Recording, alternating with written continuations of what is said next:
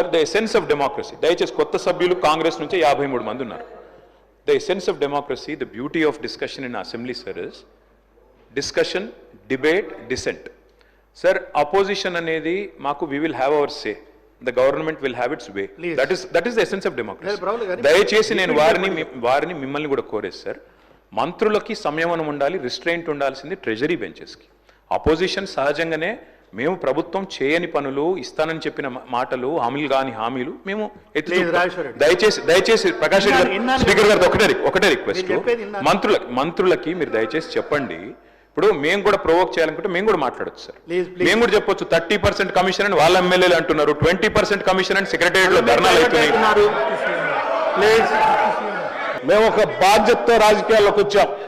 అడ్డగోలుగా మీలాగా రాష్ట్రం మీద పడి బరి తెగించి దోపిడీ చేసుకోవడానికి రాలేదు.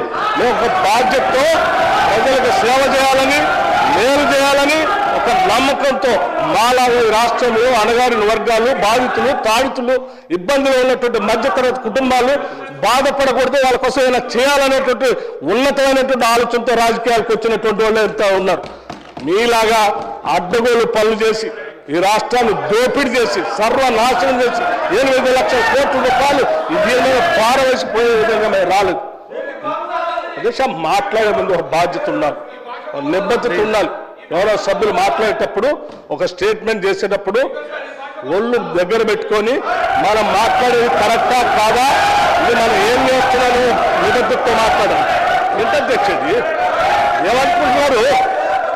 ఏది పడితే అది మాట్లాడితే చెల్లుతుంది అనుకుంటున్నారా? లేచిన దగ్గర చూస్తున్నాం అధ్యక్ష, ప్రతి స్టేట్మెంట్ ఇట్స్ నాట్ కరెక్ట్ అధ్యక్ష. ఈ హ్యాస్ టు సే అపాలజీ, ఈ హ్యాస్ టు సే అపాలజీ అధ్యక్ష. It is not correct.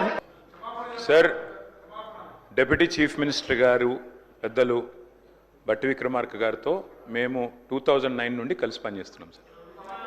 2009వ సంవత్సరంలో వారు ఆనాడు డిప్యూటీ స్పీకరు, నేను మొట్టమొదటిసారి శాసనసభ్యుడిగా ఇక్కడికి వచ్చినాను. మాకు ఫ్రెండ్షిప్ ఉంది, వారంటే గౌరవం ఉంది, ఒక పెద్దన్నలాగా వారిని గౌరవిస్తాను సార్. అధ్యక్ష, నేను దయచేసి మిమ్మల్ని కూడా కోరుతున్నాను sir, you have to come to our rescue. ఇప్పుడు ఆది శ్రీనివాస్ గారు లేచి ఎన్ని చదివినారు సార్? అట్లా చదవచ్చా సార్? ఇది పార్లమెంటరీ ప్రొసీజర్, ఇదన్నీ పార్లమెంటరీ మాటల అధ్యక్ష. మరి నేను అనలేనా అధ్యక్ష? ఓటుకు నోటు దొంగ ముఖ్యమంత్రి, 20% కమిషన్లు, 30% కమిషన్లు మీ ఎమ్మెల్యేలు అంటున్నారు. నేను అనలేను అధ్యక్ష ఈ మాటలు? నేను అంటలేను అధ్యక్ష, నేను అనొచ్చు కానీ నేను అంటలేను అధ్యక్ష. ఇంకొక మాట చెప్తున్నా అధ్యక్ష, దయచేసి మీరు మా రెస్క్యూకి రావాలి. నేను ఏం అనలేదు అధ్యక్ష, నేను వారిని ఏం అనలేదు అధ్యక్ష.